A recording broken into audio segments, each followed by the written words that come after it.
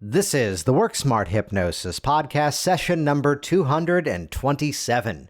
Patricia Eslava Vessey on HypnoKinesthetics. Welcome to the Work Smart Hypnosis podcast with Jason Linett, your professional resource for hypnosis training and outstanding business success. Here's your host, Jason Linett.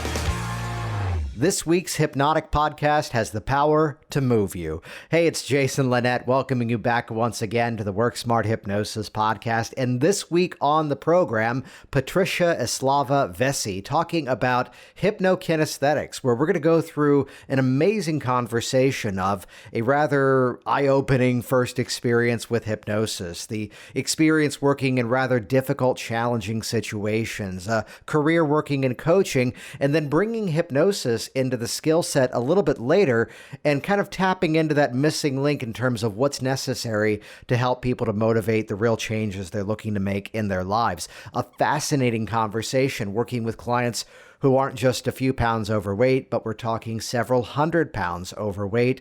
And then the discovery of what happens when you take a counselor, fitness instructor, and a coach and a hypnotist and mesh it all together into a rather unique approach to the work called HypnoKinesthetics, which is one part kinesthetic submodality elicitation and then setting a change really in motion. And yes, indeed, pun intended, really setting the change in motion. So be sure to head over to the show notes over at worksmarthypnosis.com to learn more about Patricia, to check out her websites, and link directly over to Amazon to learn more about her book and grab a copy yourself and learn more about HypnoKinesthetics.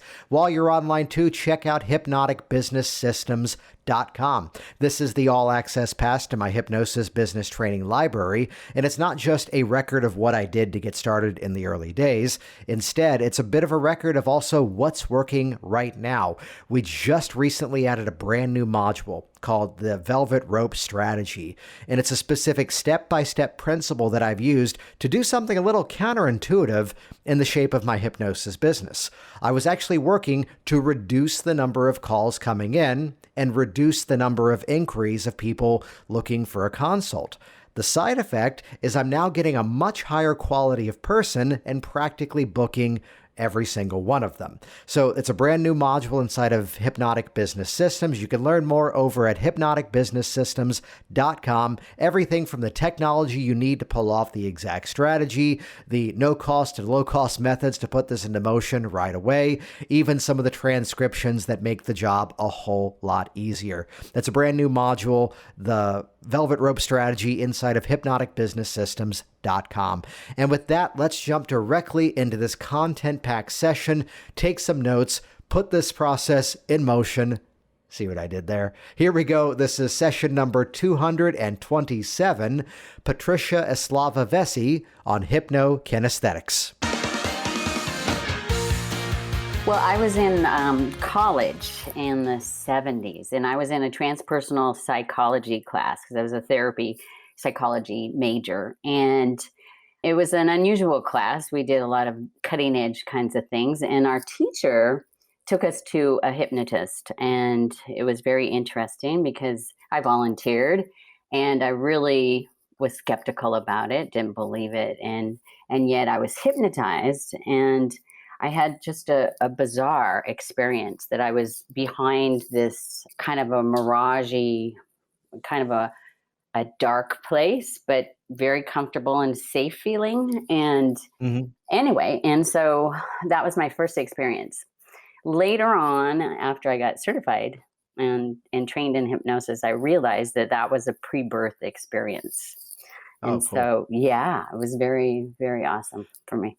I have to go back to the transpersonal psychology. Could you define that for us in terms of what that consisted of? Oh my gosh, I can't even remember it. Recap the entire class right now in chronological order.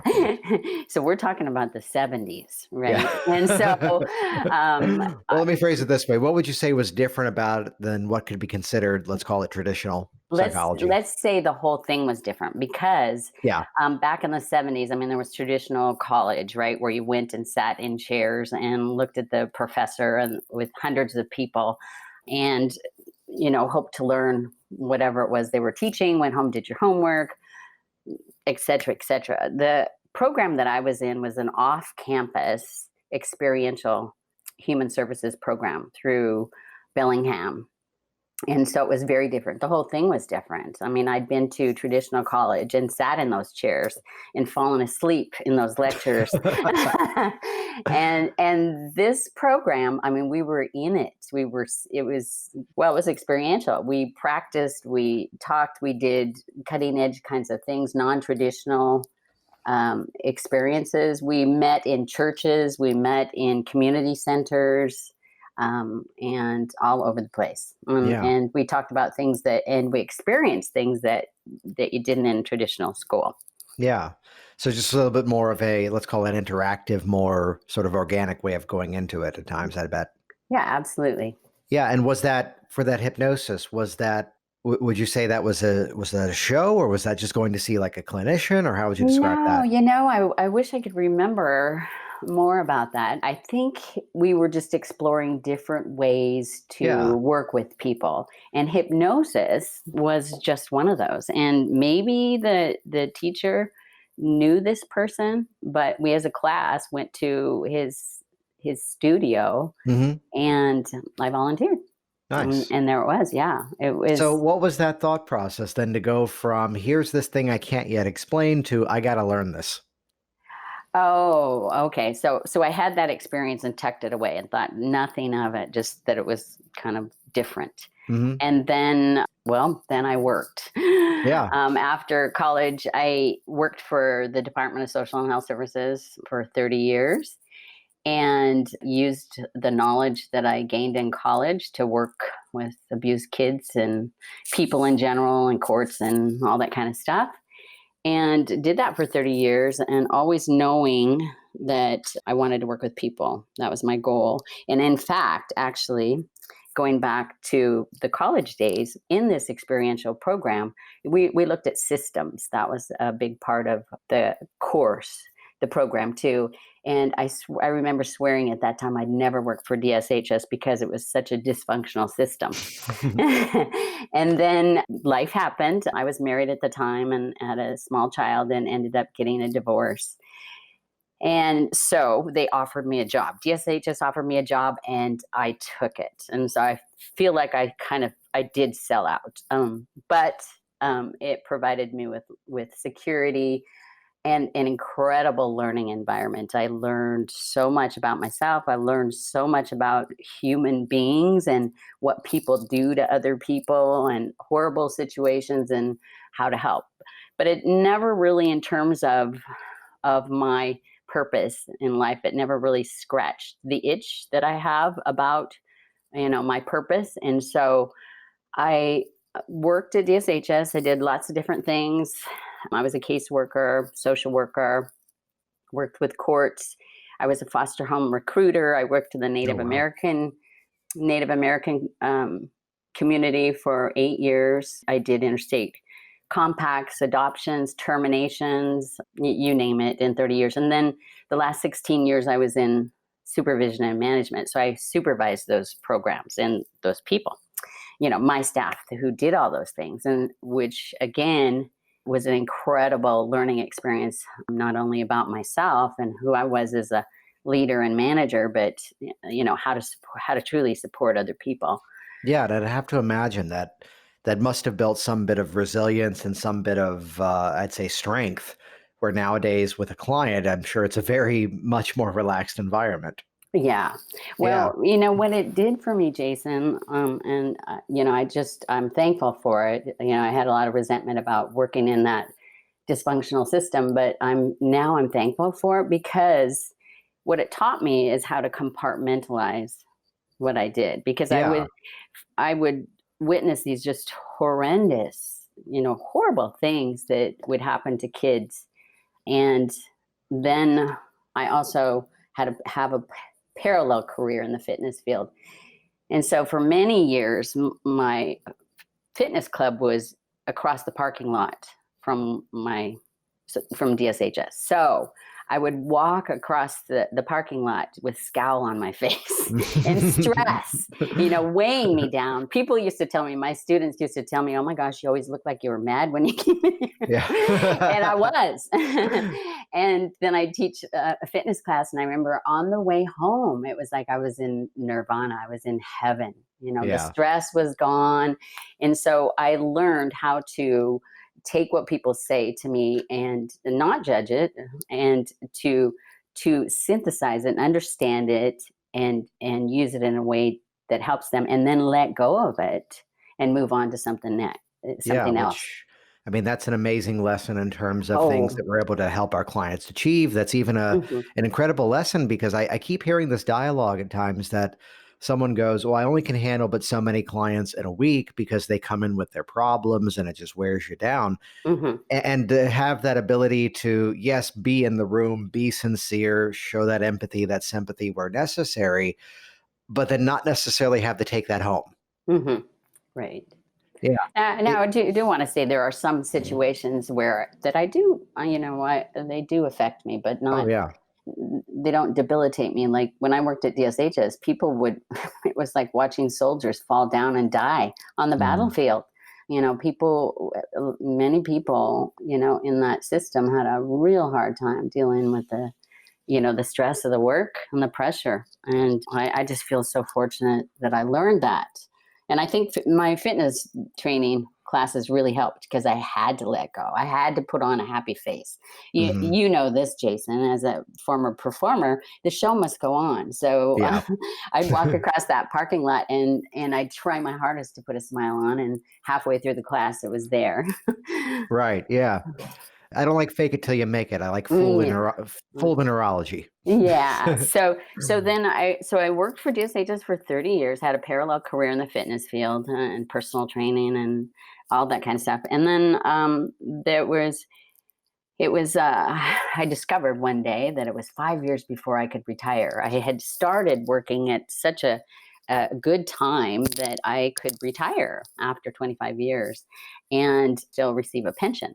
And so I thought to myself, okay, now I can really help people the way I want to, the way, in a very effective way. So I looked around at what was available, and yes, I could have gone back and to college and gotten a traditional degree and finished that. But I looked around and I thought, I don't know. I don't want to be in this system. It's dysfunctional. And so coaching was popular at that time. And that was in 2004. So I hired a coach. I went to coaching school. I got certified as a coach, credentialed as a coach through the International Coach Federation, and became a mentor coach. And I coached while I was still working at DSHS. So I used these new skills and mentored other supervisors and staff. And I started teaching workshops, and just to see, do I want to do this? How does this feel to me? Is this something that I want to add to my coach and I called it my afterlife. and so I was exploring and trying to decide, what do I want to do? And so I became a coach, and I was doing that for a while, and I loved it. And my business started growing out of my house. And I started renting space and met some people in the field and joined Toastmasters and met a person who was a hypnotist. And we used to ride together, and she'd ask me questions about my clients, and she'd tell me about her hypnosis clients. And anyway, she would encourage me to check it out. And so I did. I did a weekend workshop with, I think it was Matt James. Yeah. And I thought, oh my gosh, I'm going to add this I'm going to add this to what I do. And so that led to exploring and looking and searching for really good training. And that was, at that time, I didn't know who was good and who wasn't.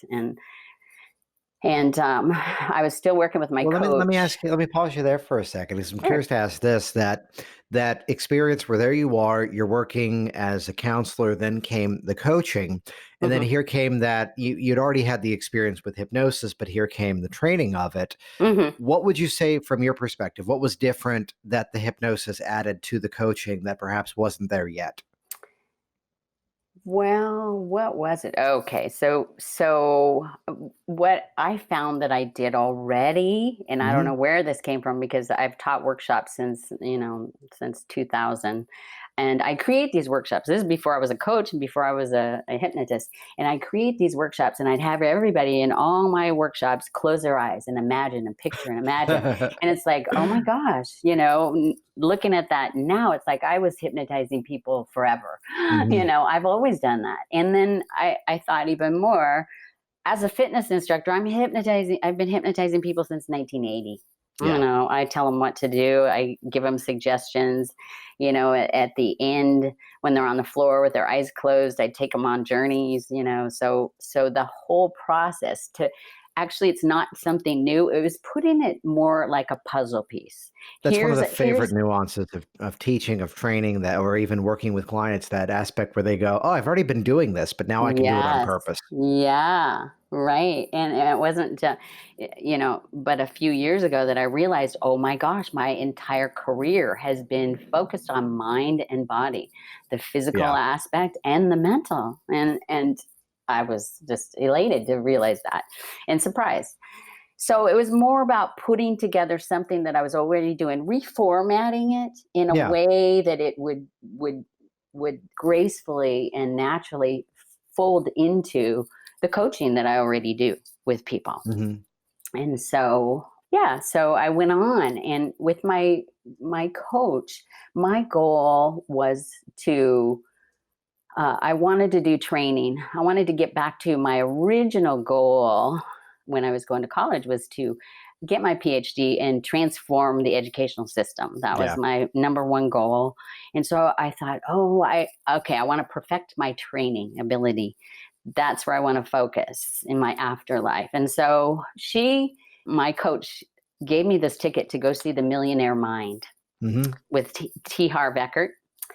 And I thought, I have no interest in being a millionaire. That's not my focus. I want to learn how to train people. And she said, well, just go to it and check it out. So I went to that training and oh my gosh, they held my attention the whole time.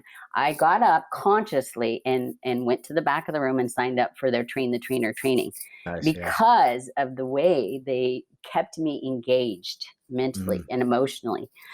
And so that led to learning more about NLP. And that led to actually the search for, it wasn't so much hypnosis that I was after, it was NLP. I wanted to learn those skills, how to captivate an audience and so that they could learn what you want to teach them so that they weren't falling asleep in class like I was in college.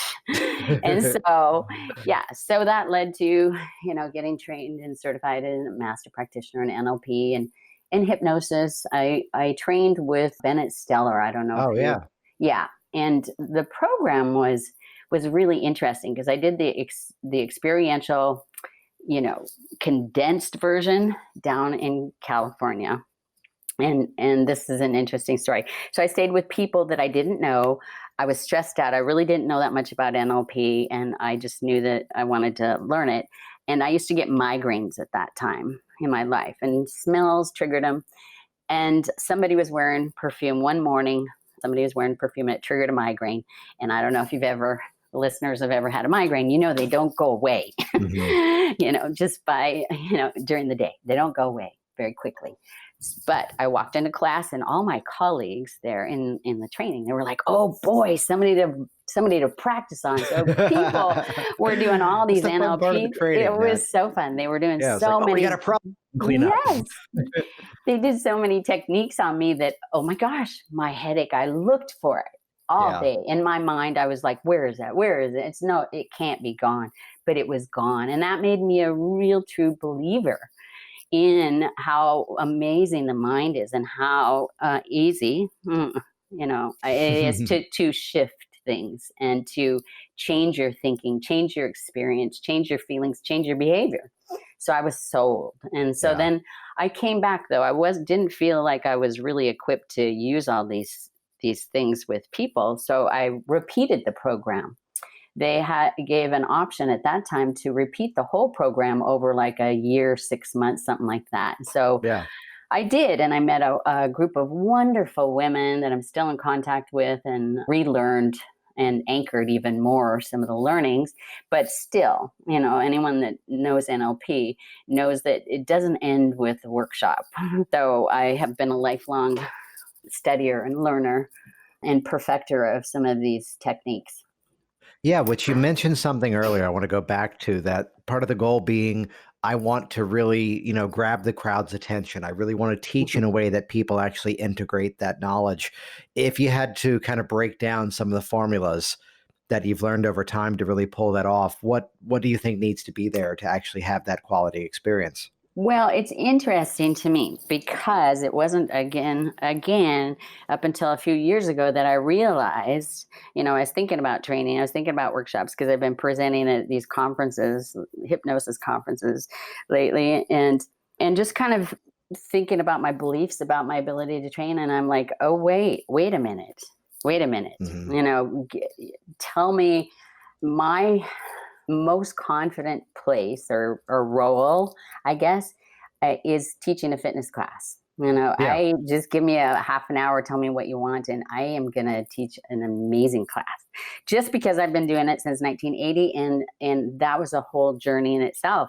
I learned how to, capture people's attention, and not necessarily by talking to them, constantly, like you do in a workshop, but through my gestures, through my expressions. And I'm so comfortable in that. And I thought to myself, why don't I just map across this training, talking with people? Of course, I can use the same ability, in my workshops. And so, for me, if I were to look at it in terms of standing in front of people and teaching a fitness class, I would say, you first have to, of course, I've got books and books on presenting, lots of books on how to be a good presenter, and I've taken lots of courses on that. But, capturing their attention, letting people know that you really care about them is first off.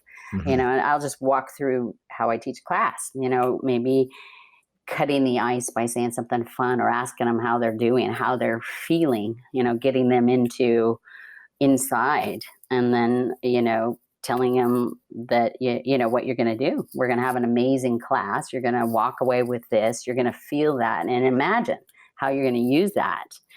So for me, it's getting people in, build the anticipation of what they're going to get and how it's going to help them, and then just give them, an incredible experience so that they can walk away feeling, transformed, so they can feel empowered or whatever it is they do or they want to feel. And then for me, it's like, how are you going to use this? How are you going to use this? I teach a hypnosis weight loss class monthly here. And on my evaluation sheet, I always ask people, I'm requesting that you fill this evaluation sheet out. And of course, it asks stuff. Do you want any more services? Blah, blah, blah. How did you do? But there's a question in there that I always point to them and say, even if you don't answer the other questions, answer this one. This question Mm-hmm. is, what did you learn and how are you going to use it? Because what that does is Nice. it takes the learning that your experience, and it puts it into your future. So yeah, it's creating that experience that's meaningful and that, captures people's attention. And it's not so much to point the finger at me, but it's to give them something that they want, to give them an experience. That highlights something beautiful, even in the concept of the client testimonial. And, I kind of had a point in time where I kind of stopped taking them. I stopped requesting them from a slightly greedy way of going, I've got about 150, 200 of them right now in a binder. That's enough. And I was noticing that I was still getting good results with clients. And yet the funny thing was the referral business started to slip away. And I will call up past clients. I'll shoot out emails on a schedule at times to check in and make sure that, the phrase is always want to see how well you're doing and see what you're up to, not with the phrasing of, hey, is it still working? but something was happening that the referral business was down, and the sort of realization of having to give a review for a company that I had to make use of when something was up with my car. All of a sudden now I'm realizing, hey, if I need a body shop, I know where to send people. And I'm realizing it's because they had me give the testimonial, and to recognize that that story that I told wasn't just benefiting them and their marketing, but it was also benefiting me because it was allowing Mm-hmm. me to actually pace that story out and go, here's where I was before, here's how I've done so well. Mm-hmm. So Mm-hmm. similar to that, in the application of doing that it's a group weight loss workshop, you said? Yes. Mm-hmm. Yeah, but I love that question of what are you going to do with this? That's Mm-hmm. great. Right. Yeah. Yeah, I've got like thousands of those evaluation forms all over in my office that I need to throw away. But like you, I've gotten just a million testimonies, and it's not so much. I don't want to point the finger about me. I really my purpose is to have people walk away with something valuable, Yeah. something that helps them in their life. So you mentioned Yeah. weight loss. What tends to be the focus of what you're seeing mostly these days? Well, what am I seeing mostly? I'm seeing some pretty overweight people lately, and people who, several different categories actually. There are younger people in their 30s and 40s with young kids, where the woman is shifted her focus away from herself and her own self-care and into the family and the kids, and not taking care of themselves. And of course, beneath that, I mean, and part of that's just distraction. It's like, oh my gosh, I've got these kids, I've got to, Mhm. so much, I'm in that role, and so nothing else matters but that I do this role really well. And in the meantime, they let themselves and their own goals and their own health, fall by the wayside.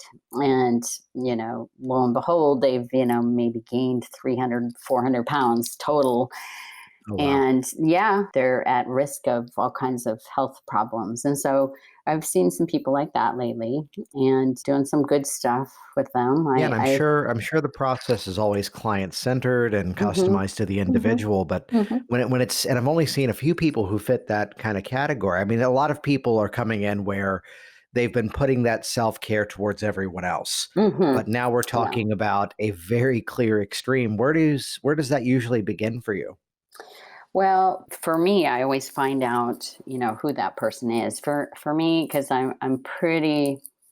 Let's see. It's hard because I don't know how other people work. So I'm just going to speak from my Nice. experience. So for me, I'm a very kinesthetic person, for example, and I was trained in my social work days to take notes. So I interview people and I find out everything about them. I have a pretty extensive intake form where they can check objectives, and so then in my first interview with them, I go through those objectives. What do you want to work on? What does that look like? If they say habits, I'll say, tell me about that. What is that? How does that look? How does that feel? What's going on with that? And so I hear and I hear what's going on, and I get to understand who they are, and I say, what do you want to see instead? And so there's a place that I note there's some work, and so we go through, so I get a holistic picture of who they are, because I don't just work on weight. What I tell people, and it is that weight is just a symptom of something Mhm.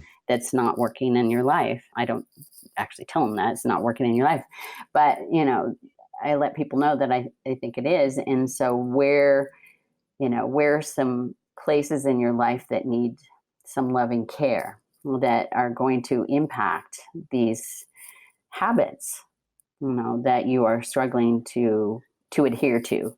So I do a lot about who are you and what do you want, and let's build your self-esteem back. Let's bring back the importance of who you are.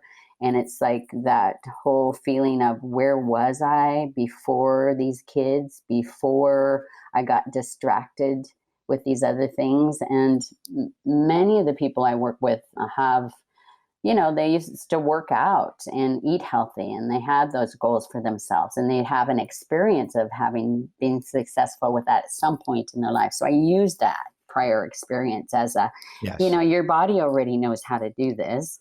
And I also give them my lecturette about the conscious and unconscious mind, and how that unconscious part of you is struggling to keep you alive, and it wants you to be healthy already. And so we're just going to help it along by giving it some retraining. We'll get it like on track because sometimes our unconscious mind, as it responds to programming, the things we say and what we expose ourselves to, it's like a train track getting off track. And so we're just going to put that train right back on the track, and we're going to just build those tracks so that train can't get off track again. So, I use a lot of metaphors and then I hold people accountable, my coaching stuff. And, I ask them what they want me to hold them accountable for. I ask them for commitments. I have handed out lots of forms before, lots of charts and graphs for people to use, if they want to. So that's kind of what I do. And there's another population that I see too often. Well, before you move to the next population, let's talk about that accountability factor. So what would be some of those things that they would say they want to have you help them stay accountable for? I'm thinking Is there a about, specific example of a client recently? yeah. I'm thinking about something. And here's the thing.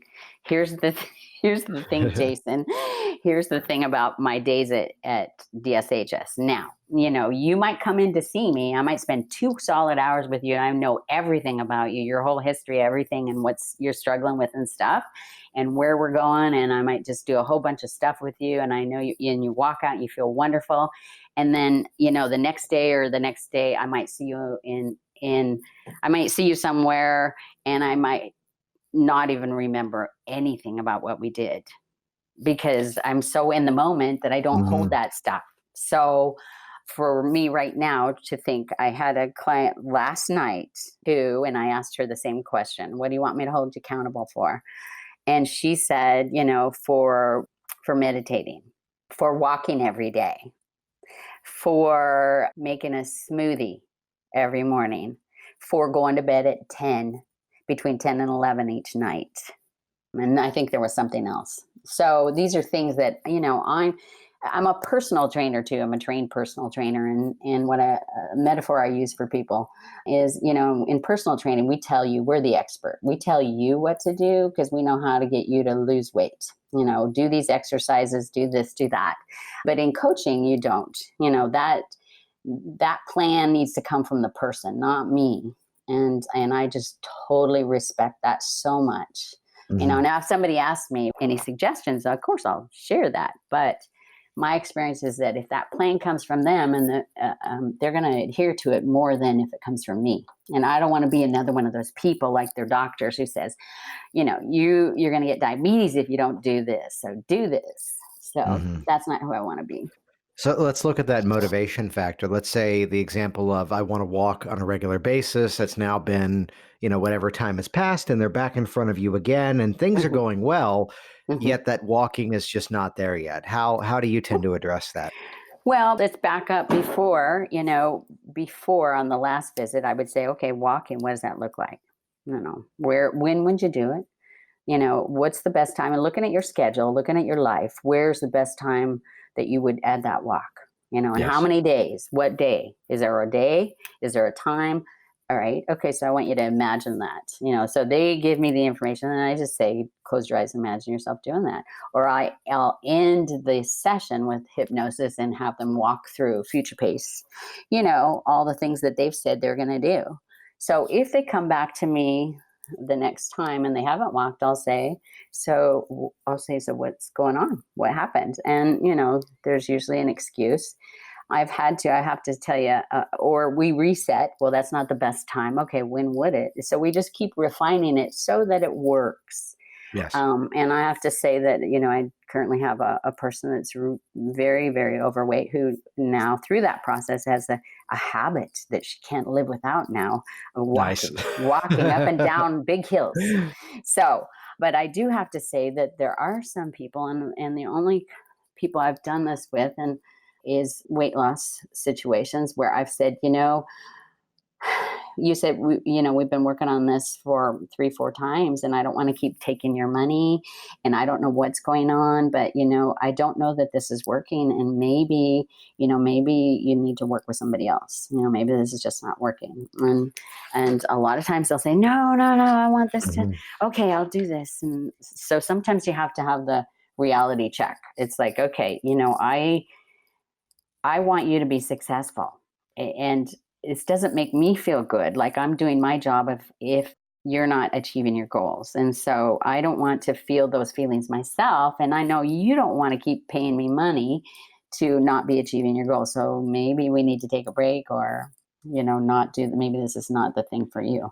Which is, not necessarily, I'm sure, to be what's called in the business world the takeaway sale, but it's kind of that let's make this real moment of, is this just not the right time to do this? Here's what we've worked on so far.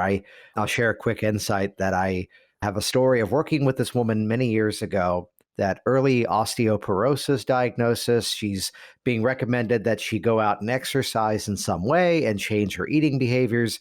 Well, the calcium supplement, the higher calcium foods, no problem there. And she had kind of talked to the doctor, and the situation was, if you swam, double hip replacement, double knee replacement over the years, you don't have to get in the pool and swim laps, just, get in the water and wade. And that's going to be enough to kind of build back up some of the muscular strength. And she's now seeing me specifically for the swimming. And it became a bit of a funny process because it's now our third meeting and she hasn't gone swimming yet. And I'm realizing that there's one clear part that I missed, and I took some blame for it, to go, where are you going to go swimming? And she goes, oh, I have no idea where I'd even go swim. I'm like, okay, I forgot something. She had shown up early, and long story short, she ended up from my office computer signing up for the local YMCA, printing out her day pass. And kind of like your story, she's been now religiously going and swimming 4 or 5 times a week for going on about 6 years now. So That's awesome. To really ask those questions, when are you going to do that?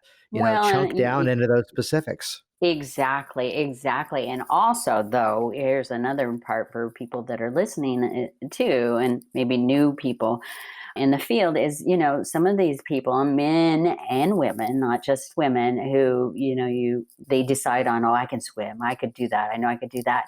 I've had some people over the years who've not done it. They've not gone for it, even though they've found a place and, it's convenient and so on and so forth. And through questioning, what was discovered was they just feel awful in a bathing suit. They feel very uncomfortable, don't want other people to see them in a bathing suit. And so sometimes work needs to be done around that. Which I love that, you're bringing up how holistic the process becomes, that it's not just an eat this, don't eat that. It's really the everything in terms of the identity, the confidence, the aspects around it, the family dynamics. I've seen things you've put out before with the terminology of HypnoKinesthetics. Could you define that and explain what that is? Yes. Well, I'm excited about that because, let's see, how did this come about? Because I thought for a while about, I see everybody around me in the field, and I just see all these wonderful ideas and these new things that people are coming up with, and how fantastic they are and how helpful they are. And I looked inward and I thought to myself, what is it that I have? What is it that I could contribute? Who am I, and what are my experiences that could translate into something that could be really, really helpful to other people? And I thought long and hard about, okay, well, these parallel careers, movement, my passion for movement and mind body stuff. And so then I started looking at my NLP patterns, and I remembered that there was some pattern in NLP where, we moved. And I always loved anything in NLP that involved physical movement. And so I looked up some patterns in that, and I put my thinking cap on, put my, my movement cap on, and I started creating and going, oh my gosh, and trying things out myself and experimenting, and then I tried it out in workshops, and actually I tried it out with my weight loss people, some techniques with my weight loss people, with my clients, with my regular exercise people, and just got, wonderful feedback. And then a friend of mine said, why don't you, write a book on that? So I said, okay. And so when I create a presentation, and so I thought, okay, this was last year for HypnoThoughts 2018. I put together a workshop and a technique and philosophy and research, and I love that stuff. The research that supports what I'm doing, and so I taught the workshop at HypnoThoughts 2018, and oh my gosh, I almost started crying in it because people were moving and they were shifting and changing, and just got some wonderful responses. And so I started writing a book and did a lot of research, things that interest me, things I'm passionate about, the mind and body that support this work. And so HypnoKinesthetics is really all about using, in NLP, we typically, and in coaching and counseling and everything, we use physiology in cognitive things. So we don't actually use physical movement except for in like dance therapy and movement therapies. We get people to imagine doing things, and what I've created is a system where not only do you find the issue inside your mind, but you let it express itself in a movement or a gesture of some sort. And that leads to, you can string those movements along into anything, into all kinds of NLP processes where you start with the problem and you find where the problem started, or you start with a current situation where the problem started, and you can go anywhere. What do you want instead, and how would that feel, and express that. And so it gets people in their body. And what we know to be true is that the body has information that the mind doesn't, that may not have made it to the mind yet. And in fact, in some of my research, in NLP, second generation NLP, the subconscious mind is the body.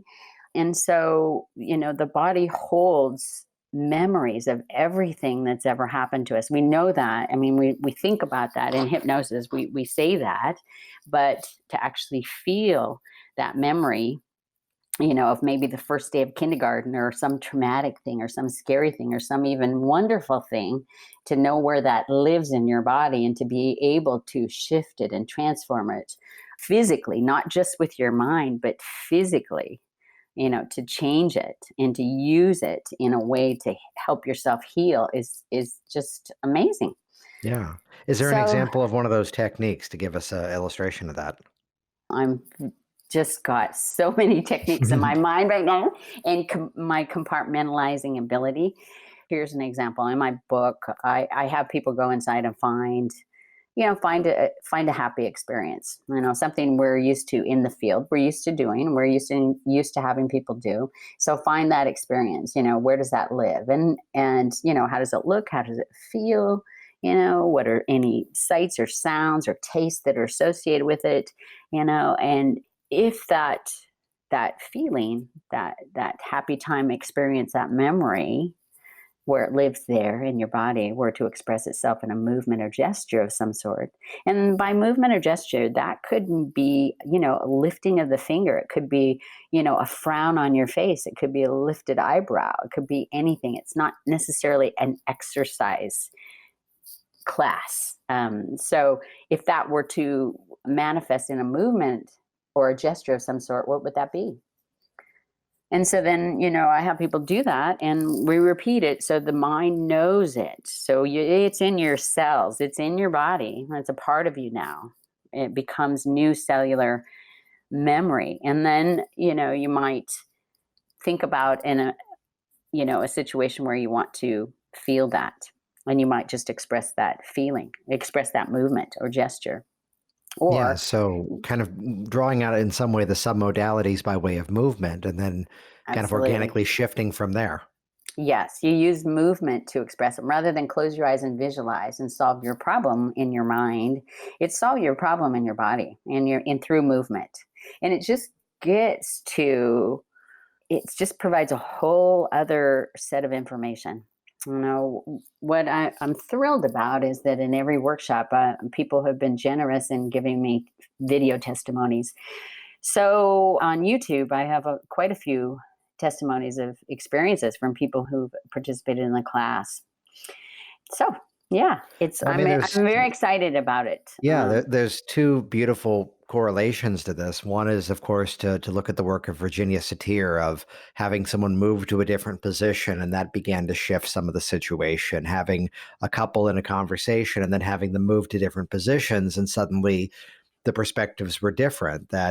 And for what it's worth, over the years, we as the practitioners know those moments where, and this is something you refine more over time, that we're in session with somebody and we can tell they're just kind of observing the process rather than in the process. Absolutely. And for years, my strategy has just been to move them. Good, go ahead and stand up, or I'd sit the chair upright, or I'd switch the position, or in my office, we just move to another room. And almost kind of in the same way the stage hypnotist would sometimes move people around the different seats in terms of building compliance. But to look at that and actually do so as a specific technique beyond just the pattern interrupt.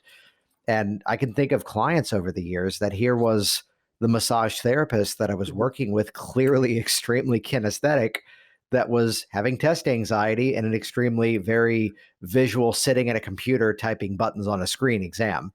And it wasn't until we brought out the kinesthetics that it actually had value in getting into that and be able to pull that out and like your story from earlier, to be able to map that across to bring that same skill into another part of life. That's great. Well, and here's the thing about HypnoKinesthetics. I'm not telling them how to move. I'm saying let your body move to express that. And so, okay, if that problem, that stress, wherever, that stress movement or gesture is, if that were to be gone, how would that be? If that were gone, how would you feel? And what's a movement that would express that? And so it's along the coaching, there's a huge coaching component to it, to use these techniques, is to, make sure languaging is clean and clear and it's not directive, but to help people discover that information within themselves. And here's my plan for the book. I've written it for practitioners, for counselors, therapists, for teachers, for coaches, and anyone really who works with people, because I've worked with kids in Head Start, and throughout my career I've worked with little kids a lot. I've worked in the sporting world a lot. I've worked in the fitness field. I've worked in hypnosis and coaching and counseling, and I currently have clients who are in the medical profession, and for example, I have one person who she's a last ditch effort for these people who got diabetes, and she has to get them to change. And she's a PhD nurse, right? And so without any coaching background, she could flip open one of my techniques and say, okay, close your eyes and imagine this. Now stand up and let that express itself. So that's my purpose. So the plan is to market this, to make this a manual that a lot of people can use in lots of different ways. Awesome. So how can people find out more? Well, my book's out. We are making use of time travel as we're recording late June and coming out in August. So in the future, go ahead and future pace yourself. Yes, I'm future pacing. Well, my book is on Amazon, and I'm a co-author in a couple other books. I have some ebooks there as well, so they can find it. The title of it is Healing with HypnoKinesthetics, Extraordinary Mind-Body Techniques for Transformation. And that's by me, Patricia Eslava Vessey. My website is integritycoachingandtraining.com. Nice. And there's lots of information there. So. Yeah, and we'll link everything over in the show notes at worksmarthypnosis.com over to the book and the various websites and upcoming presentations as well. Before we wrap it up, any final words, any recommendations for the audience out there? Keep learning. That's what I would say. If you're a new practitioner, absorb it all, learn and learn and learn until you get to that point, and you will get to that point where it's like, okay, I feel like I know enough right now that I don't have that need to go sign up for this or that, but I can now be a contributor and develop my own thing. So continue to learn and saturate yourself with all the wonderful practitioners that are available, the wonderful trainings, and learn and go help lots of people. Jason Linett here once again, and as always, thank you so much for leaving your reviews online. I actually checked back over at the iTunes listing and saw a couple of dozen more reviews since the last time I was there. Thank you. So keep up that support, share this on your social media streams, and pay it forward to my fantastic guests as well. Head over to the show notes at worksmarthypnosis.com and pick up a copy of Patricia's new book. Say hello to her at some of the various upcoming conventions. And also, once again, check out hypnoticbusinesssystems.com. Learn ways to maximize your hypnosis business to provide an even greater value, receive even greater value back, and at the same time, truly optimize the work that you're doing. Check out this brand new module, the Velvet Rope Strategy. It's a strategy you can put into use right away. Very easy. You actually see me set it up in real time. It's that easy. And I'm telling you, this thing has increased my income as a practitioner and streamlined the shape of my business. Get the entire action plan at hypnoticbusinesssystems.com. See you on the inside. Thanks for listening to the Work Smart Hypnosis podcast at worksmarthypnosis.com. Hey there, it's Jason, and I want you to be one of the first to find out as we upload amazing new content. So do this right now. Click the subscribe button right here on this video. That's going to link you to our YouTube channel here, and you will be the first to find out as new resources and downloads are made available. Do it now.